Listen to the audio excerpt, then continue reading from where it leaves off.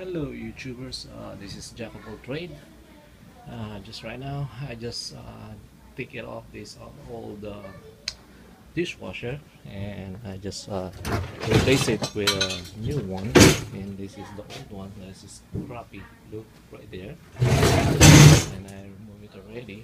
I take it off. I put all the wirings and everything, stuff like that, the electrical wire, and I put the new one here.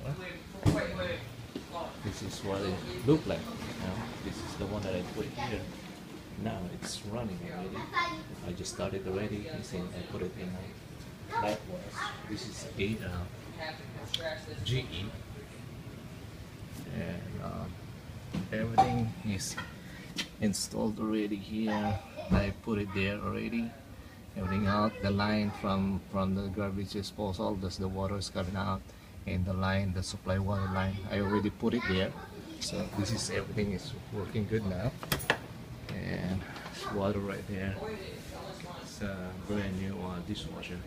So I just installed it today, and pretty much it's all done. So I'm just gonna, try to rinse it with a little bit with soap. So, and after that,